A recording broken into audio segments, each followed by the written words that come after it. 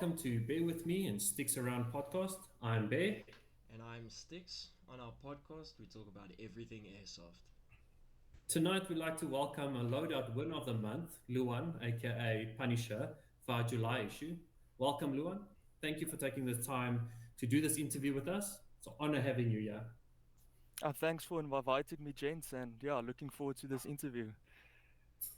Luan, to get us started, I'd like to ask you, I saw a video on your Instagram at @callsignpunisher of you getting an amazing grenade kill on a team. Can you elaborate on the day's gameplay and what was going through your mind? Okay, so to explain a bit more about the grenade queue you saw on the Instagram, the game was hosted at Nimrod, which is a field behind Rietvlei Dam. So we played a scenario where there were no respawns because of issues like spawn camping. So they decided no respawns for the day. Whenever you get hit, you walk to a designated area, and when there's enough players, plus minus about 10 players, you get reinserted back into the game, anywhere around the field. So this was a awesome type of play style that they put into the game. But there was like a little T's and C's with this reinsertion. So whenever you're reinserted into the game around the field and the countdown is done, you can get engaged immediately. So what happened was I was on the roof, busy clearing out the roof, and I heard the marshal walking with this group of players being inserted back into the game. And immediately what went through my head was, oh crap, this could be awesome. This could be an epic grenade kill. So I waited, but I didn't want to expose myself because, I mean, it's going to be 10 rifles pointed at me. So at that stage, I waited patiently to hear what team they are. And the marshal announced, listen, it's the red team inserting back into the field. And I was like, okay, perfect. This is my time to shine. So I took my grenade out of my pouch. And funny enough, the video you saw on Instagram was the marshal's point of view. So me and him made eye contact, and I think he immediately knew what was going through my head. And I think he saw my smile. I was smiling from ear to ear, just ecstatic for this moment. So I took the grenade out, armed it, and as soon as he said back in game, I chucked the grenade from the roof and, well, eliminated all the players. To be honest with you guys, they were not very impressed with me, and they were not very impressed with the marshal. So the video you saw were a bunch of confused and irritated players walking all the way back to the field just to walk back again. How many kills were there? I think it was about seven confirmed kills. There were two players claiming not to be hit, so they just continued playing. But at that stage, the marshal told me, "Listen, don't engage them. Just let them be. All of the players are already like irritated. Just run away." But to be fair, I mean, yes, I understand why they could be upset with the marshal, but I mean, they were in game. The marshal couldn't quite say to you, "Okay, don't do that," because then they would have like made you upset. I mean, they're in game. You got to be aware of your surroundings all the time. It's a simulation, so I think it was a perfect, good call from the marshal and an awesome kill. I've one question for you on this grenade kill. Like, I know grenade kills are not an easy task. It's not easy to get grenade kills. You have to be close enough, right? What type of a awarding feeling was it when you got that kill?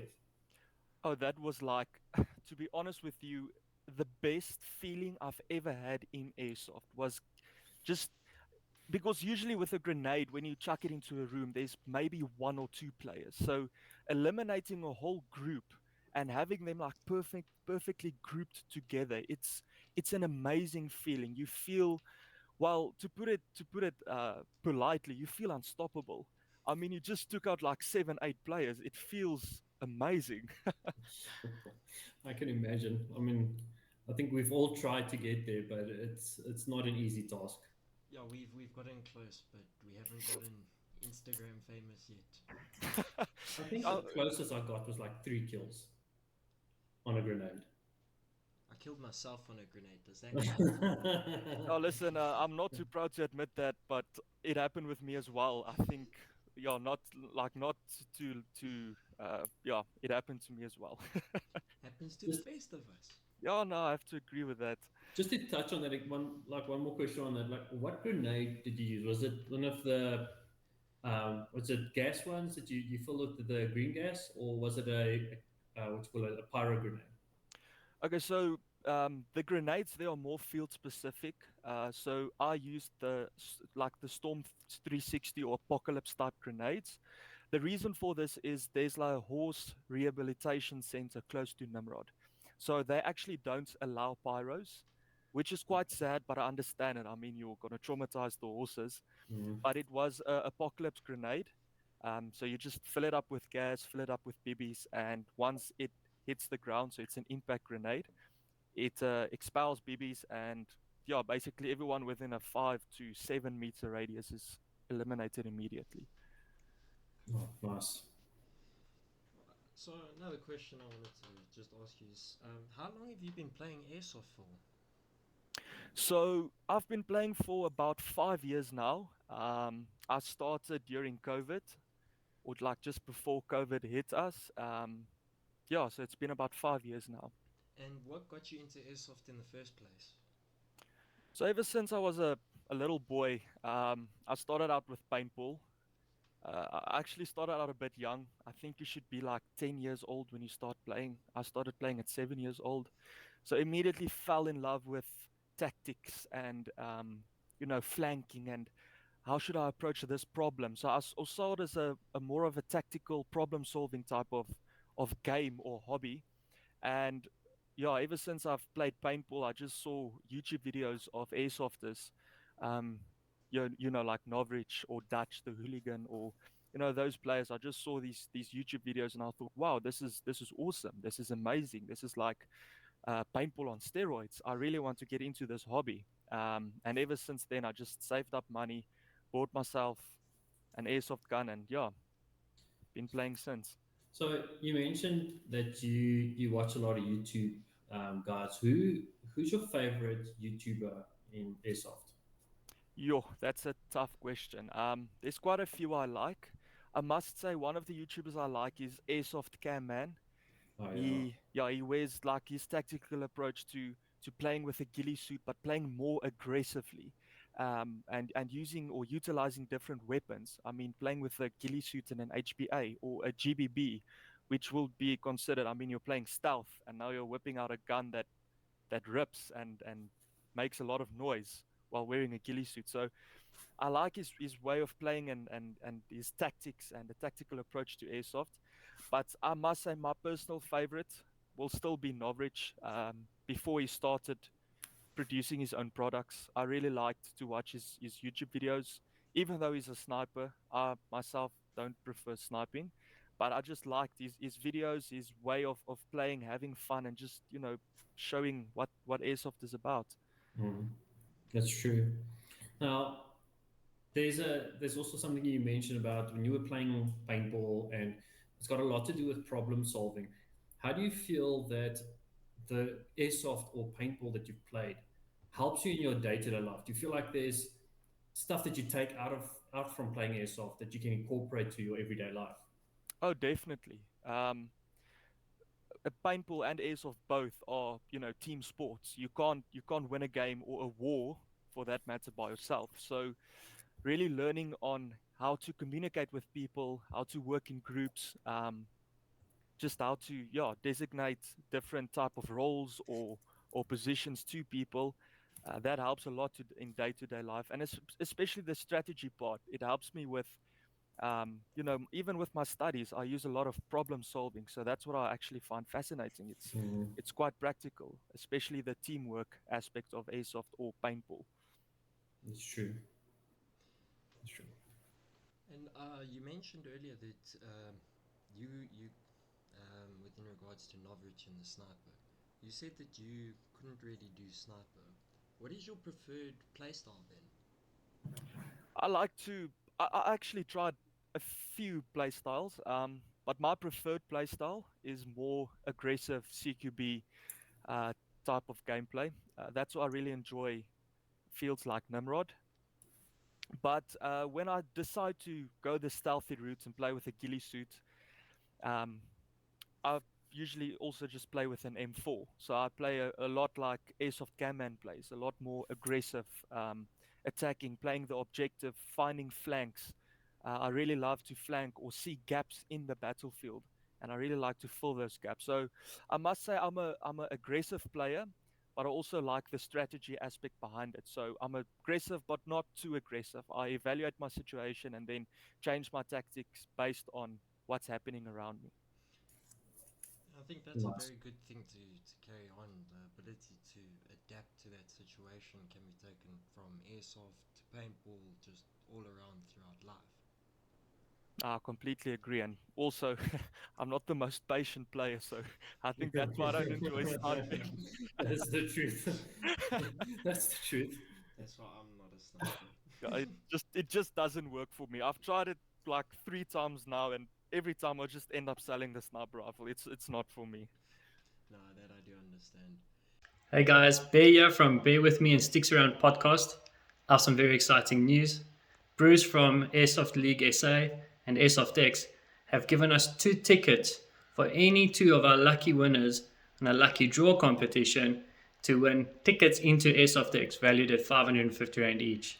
It's very simple on how to get it. The first ticket is anyone as a lucky draw that has subscribed to our YouTube, has become a follower on our Facebook page on SA Airsoft Magazine, and also registered on our website at SA Airsoft Magazine will get a draw or an entry into a draw.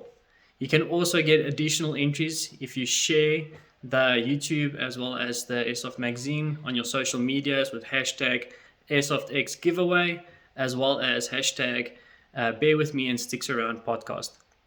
The second ticket, anyone that has bought a ticket from 1st of July all the way to end of August, the 31st of August, will get a full refund on their ticket.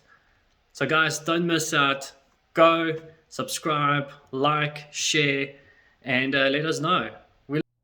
How's it, guys? It's Styx from Just Bear With Me and Sticks Around podcast. We'd like to thank SA Airsoft Magazine for making the July and August issues free to read for those who have registered on the website in July and August. So, once again, thank you, SA Airsoft Magazine.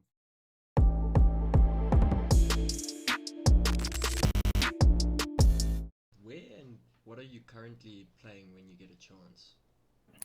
So currently, like I said, life gets busy, so mostly I just play with the COF community.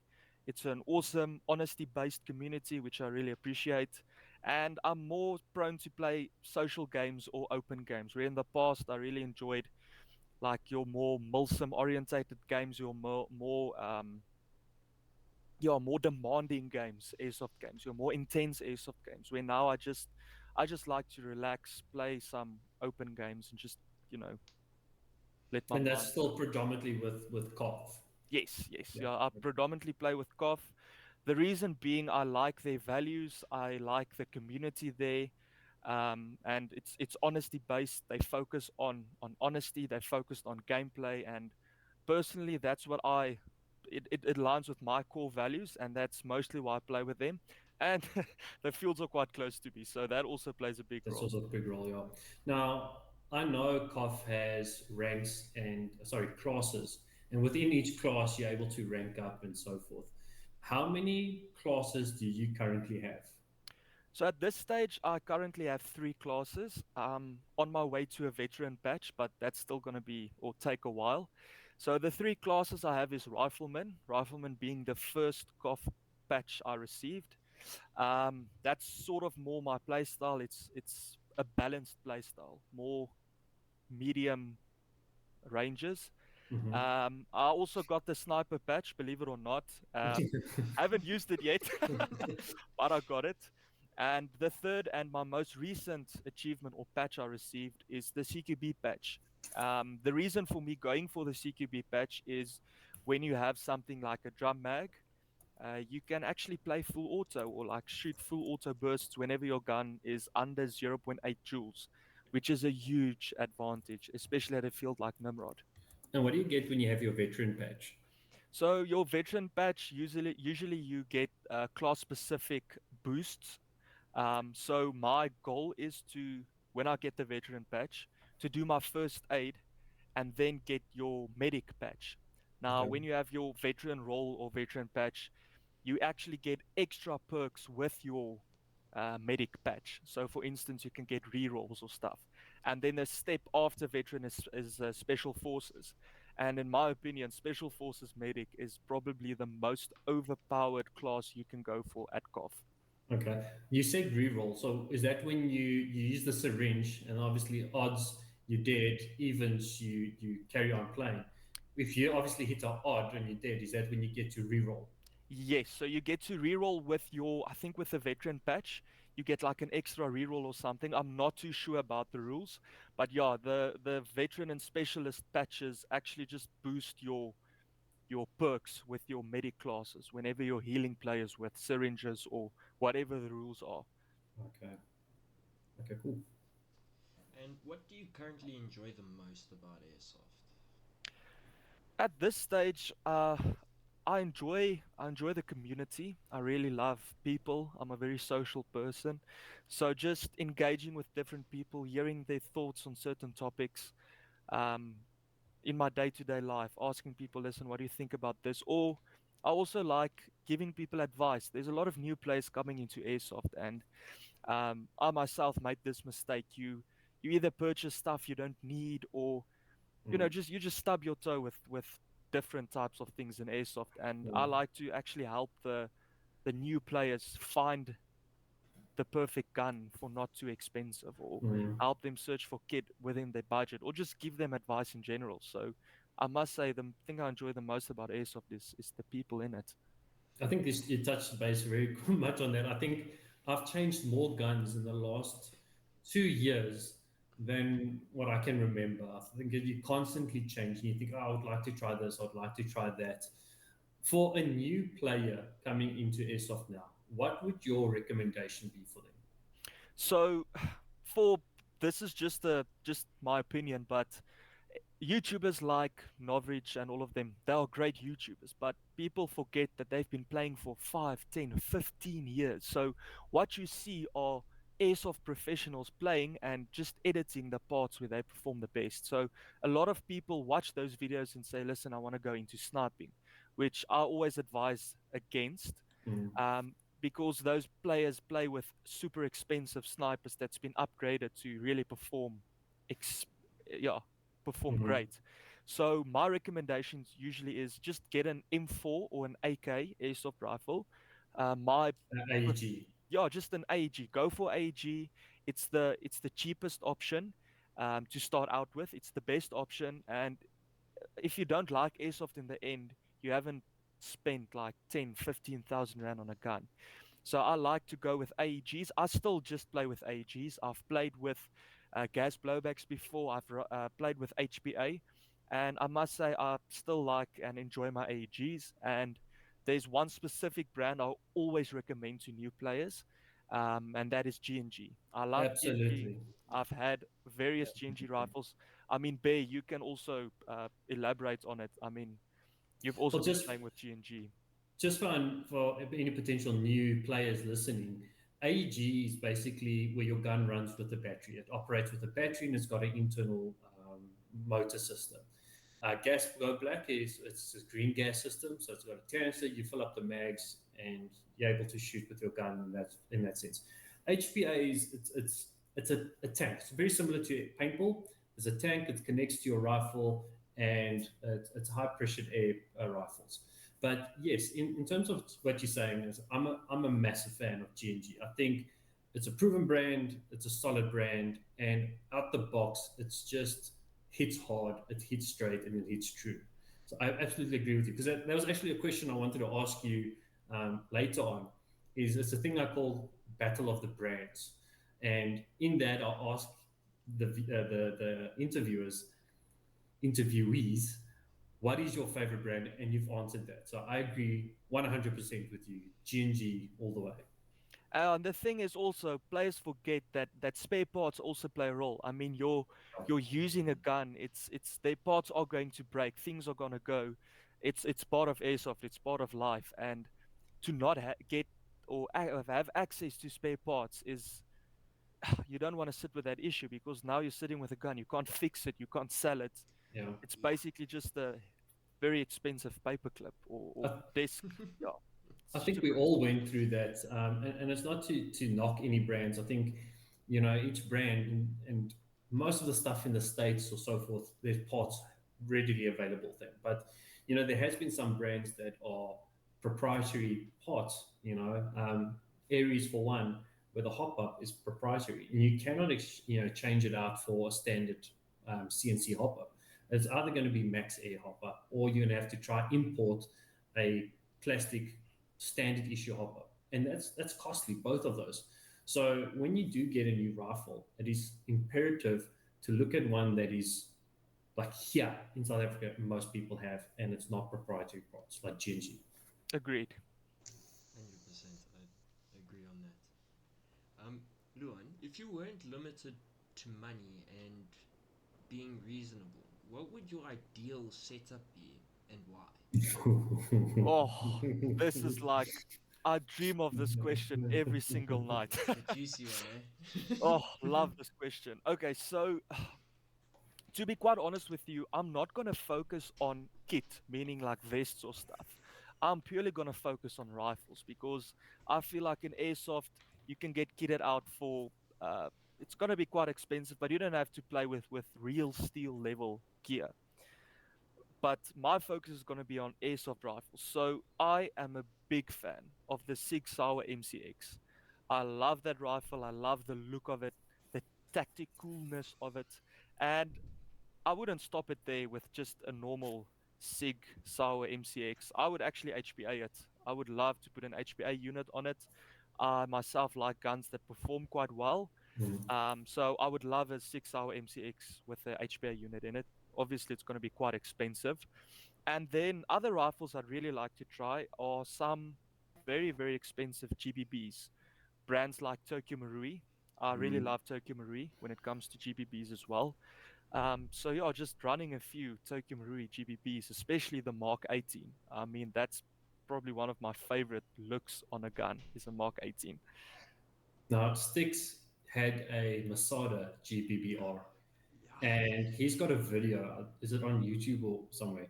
Where it was at the Kempton Park Hospital, and he's running this thing. It sounded like a freaking real steel rifle going down the corridor. People were freaking out. So absolutely, I love the whole GBBR as well. It is Yes. costly, but it is a beautiful, especially if you're into realism. Then it's a beautiful thing to have. Yes, 100%. yeah, I mean the feel and the sound. It has a fear factor. You didn't just scare them, you made sure that their great great great great grandkids were scared when they pulled that trigger. That was Your my one Styx big mistake. I shouldn't have gotten rid of it. But and I mean Styx, you can probably tell us more about it, but just that feel, that kickback. It's not as hard as a real steel rifle, but man oh man, does it feel good. it just puts you in that environment. It just adds that little bit extra. I think the fact of it for me is that there's 30 rounds in that magazine. So your 30 rounds out to 30 rounds out, and so you have to be really precise and shoot at what you can see. It's not just like shooting, keeping their heads down. You got to really be accurate and precise with your shots and your shot placement. That's what I love about it. Yeah, Yeah, no, agreed. the gas blowback brings a lot of realism to it. Because instead of having 200 rounds with a mid cap or a high cap, as you said, you're now limited to only 30. Yeah, and I mean, if you look at GBBs, and this is just my opinion, but I think it's the closest you can get to a gun that functions as a real steel rifle in airsoft is when you go the GBB route. Yeah, 100%. So I wanted to ask, what does your future look like in airsoft? Okay, so my future is at this stage looking at studies and work. It's still gonna be just playing social. It's just gonna be a hobby. I don't want to take it up too seriously. I'm just in it to have fun, joke around, and yeah, just enjoy it. Okay. And within regards to the whole now you're going to socials and everything, is there anything you'd like to see change in the whole airsoft community or how things are run? To be honest with you, there's a lot of competition between different organizations, which I think friendly competition isn't bad. But when competition gets a little bit too competitive with Mm, words being thrown around and organizations bumping heads, I would actually like to just see more collaboration between organizations. I mean, in the end, we all love airsoft and we want mm, to see airsoft grow.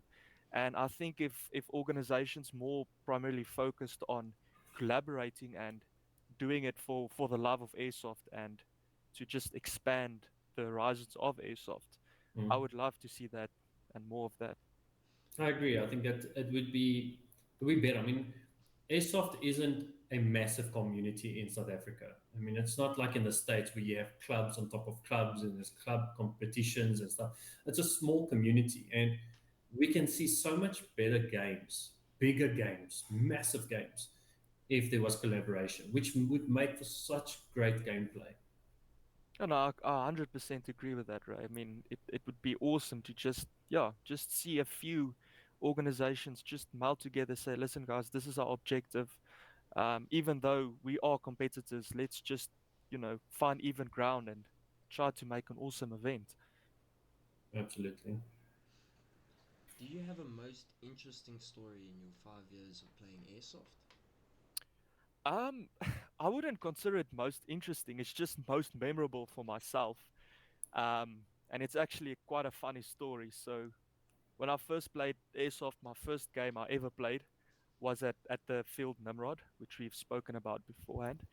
And my second game after that was a Koth Night Ops. And it was huge. It was probably one of the biggest games I've personally ever played. It was awesome. So the Night Ops was at Tierpoort Adventure Farm, Mhm. which is a huge field. It's you walk and walk and walk for miles.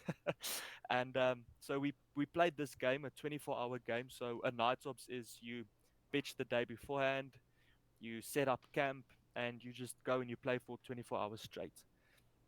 So me and my friend, obviously very enthusiastic, second airsoft game I've ever played. I just wanted to run and gun the whole day. And his dad, who actually played with us, told us, "Listen, just take it easy. Don't use up all your energy throughout the day because we still have to play through the night and morning." And we sort of ignored him because we felt positive, we felt energized. So we played for like 4 or 5 hours straight, and we really kicked ass. Was super super fun, but it got to us. We got quite tired, and yeah, 2 or 3 in the morning when we had to defend the base. Me and my friend were given the objective to actually set up a crucial defensive point underneath a tree where the enemy team flanked around and attacked our base the whole time. And this tree was hanging quite low. So me and my friend had to like leopard crawl underneath it and lay flat on our backs to look out of the defensive position, Sure. to look for enemies. And me, been playing the whole day, laying on my back, two Fell or three in the asleep. morning, I fell asleep. And my friend also fell asleep. And when we woke up, it was chaos. It sounded like World War III. There were people shouting, flipping gunshots going off. And me and my friend, who fell asleep, didn't protect the flank. The whole team flanked around, attacked our base, and we were just so tired. We got up, walked back to our like caravan or camping spot with our tags on. The enemies were more confused than us because these blue guys were just walking casually through us, and we didn't care. We just wanted to go to bed and So sleep go further. sleep. So yeah, that was that's quite memorable for me. I'll never forget it, and I'll never be that stupid in my life again. Oh, my word. In terms of night ops, I mean, you've given us a little bit of an explanation of how it works and stuff like that. But what can guys expect? Because there's a lot of guys that haven't played, including myself, haven't played in night ops, right? So what can they expect in terms of, first thing that comes to my mind is you can't see who you're shooting. You can't, you don't know if that guy's hit or not. How do you control that aspect of it? Like, obviously airsoft is a honesty game, right? Yeah. And yeah, look, there's situations where someone doesn't call a hit, and a lot of times it's where actually they didn't feel the hit them. But how do you control what you see, what you don't see? How do you not give yourself your position away? Because not everyone's going to run with night vision or thermals or whatever. They might have a torch. How do you control that gameplay? So in my instance, I've only played with a torch. I don't use thermal or night vision. It's way too expensive in my opinion. So for this scenario, let's say you're playing with a torch. My advice is if it's your first night ops, never go alone. Or if you're going alone, make sure you make some friends to go out with and play with. Never go into the field alone, especially at night. It can be Mm, quite dangerous. I mean, there are rocks and you can trip and fall, so it's quite dangerous. But in the aspect of the actual gameplay, it's something different. It's way slower. It's a very slow-paced gameplay. And if you're running a torch, I usually just put my torch on when I want to show my friendlies in my area, listen, let's shoot at that general direction. We've heard some enemies there. So the night gameplay is you mostly go off of sound. So you hear, mm, listen, these guys are shooting, these guys are because AEGs they still make a sound, especially at night. So it's much more stalker gameplay where you walk with your torch off very slowly because it's a dangerous mm. to move fast at night. That's a slower game pace. I mean, Yes, it's not a run and gun. It's a much slower, less engagement game pace. yes, it's a lot slower. You like walk 30 meters, then you crouch, you listen. Okay, where am I hearing something? Is there any sounds in my general direction or area? And then Mm, you analyze what you're hearing, and then you move and move and move. And you only put on your torch when it's absolutely necessary or when you're in contact with enemies. I mean, a torch can give away your position, but when your position is given away, it can also blind enemies, yeah. enemies that have night vision or other torches. So it can be used like a smoke screen at night, if that Mm, makes sense. yeah. So it's and like you said, Ray, airsoft is an honesty-based sport. So when you're hit at night, you are probably gonna get overshot. It's a reality, Yeah. especially when it's dark. So just if you're hit and it's dark, maybe put on your torch, point it upwards, point it downwards, just so the enemies can see. Listen, that guy is hit. But just be calm. Yeah, just And just enjoy it. yeah, I just mean, enjoy it. things happen, and it doesn't help you get hot, what you call it, hot-headed. Just, know that it's no one's trying to be malicious. It's just part of the game. You're just going to enjoy it. You know, Things I, happen. and things happen, but I also feel like there's a lot of controversy when it comes to real steel and airsoft. And yes, we mustn't mistake airsoft for being a real steel thing. The tactics, the strategies, that type of stuff can be transferable into real steel, yes. But I feel like sometimes guys don't.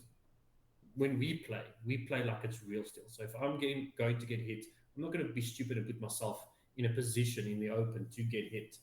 So a lot of times when you do get hit, you can fall back into your cover. You say, "Okay, I'm hit." Shout it out loud, and like you say, point up the torch, and then you can move on. Guys will honor that. They won't just keep shooting you.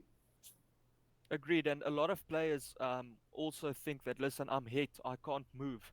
And it's the rule that you should stay put when you're hit. But in certain scenarios, they actually allow for you to just move out of a high conflict zone. For instance, when you're playing at night and your legs are getting peppered the whole time because your legs are exposed and the people can't see that, listen, there's this guy's hit standing behind a tree or whatever.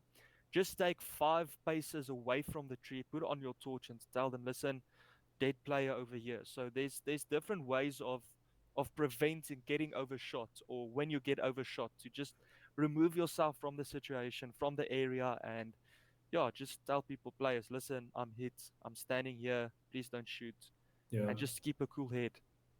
What could be helpful in night games, like I said, I haven't played before, but if there was options to have like a red torch. So if you get hit, put up a red torch showing I'm dead, I'm hit. It's almost like a death rag type of a thing.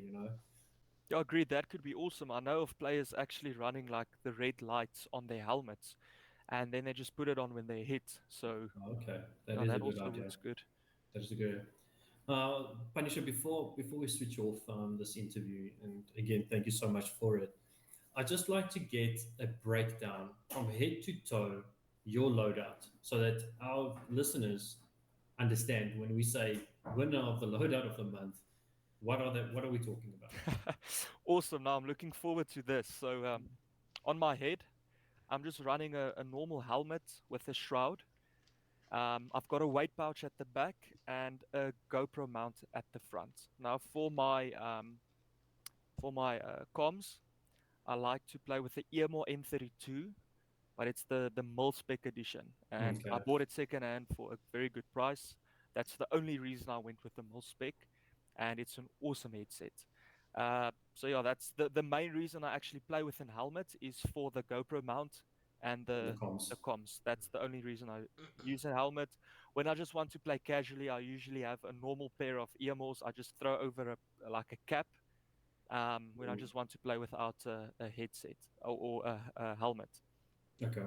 Now, for my camos, my preferred brand is Emerson. Yeah. So I've recently also again secondhand. I'm a big I love to purchase things secondhand. I purchased some Emerson camos, and they are very comfortable. They can stretch a bit, so that's the camos I'm running. And the camo pattern I prefer is multicam. Multicam is quite versatile. You can play with it at various like seasons. It just works well. There's a reason why most units across the world, across the nations, use multicam. I mean, the Brits have they adapted. I mean, Americans started it. The Brits adapted it.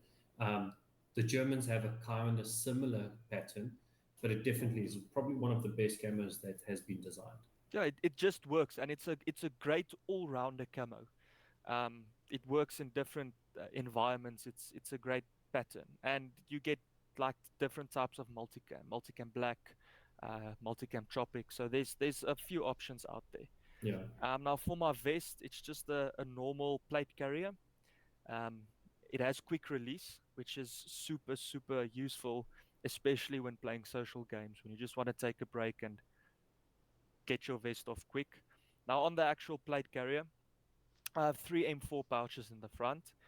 And I recently added a little kangaroo pouch, which is famous for Okay. the grenade kill video. So that's where I call it my fun pouch. So that's where that's where I store my grenade, and I store like some extra speed loaders. So your Uh, kangaroo pouch, you mean like a dump pouch? yeah, it's a little pouch in the front of my vest. Um, Okay. yeah, it's a little pouch in the front that I just put various items in. Another thing I really want to invest in is you get little small propane canisters or gas Yeah, canisters. those CO2 canisters. Uh, no, like the Okay. green gas. You get a smaller version of the green gas canister. Okay. It's like it's a little green gas canister that fits perfectly into that pouch. The reason I want to get it is because then I can actually refill my grenades while I'm on the field. So then I like to just chuck in one of those, a speed loader, and then you basically can just run one grenade. You don't have to run three or four, Okay. which is obviously not financially feasible as well. Um, so that's the setup of my vest or plate carrier. But you also probably have a pouch for your radio. Yes. Oh, sorry. Yes, I have a radio pouch on the side, like the webbing of the vest. Mm-hmm. So I like to put my radio over there, plug it into my PTT, and then just connect it with my headset. And what radio do you use? Uh, the in my opinion, the best radio out there, which is compatible with most players out there, is Biofeng. I love to use the Biofeng, especially I'm still running the older one, the UV5R. I know there's like a super fancy newer model out there, but yeah, I still think the UV5Rs are more than adequate to get the job done. Okay. Now, moving a bit lower, for my belt setup, I actually have two belts. So the one belt is like it's a detactical harness type of belt or a clip-on belt. So the reason I have two belts, I use this belt when I play with a ghillie suit because I can just clip it over the ghillie Mm. suit, or when it's cold, especially now that it's winter, I play with a soft shell jacket, and then I can just click this belt over the shell jacket. And again, on my belts, I just like to run pouches, a dump pouch, um, and two like pistol Make pouches or coaches. mag Yeah. pouches. Yes. Okay. So that's the one belt. The other belt is your Velcro belt, where you put like a piece of Velcro through your pants, and then it just sticks around and onto the Velcro. In concept, it has the same purpose as the D tactical belt. It's just yeah, it depends on what I'm playing the day and what I prefer to use. Okay. And yeah, the two rifles I'm also running, my two favorite rifles. So I actually have a very rare, or it's a very rare rifle in South Africa.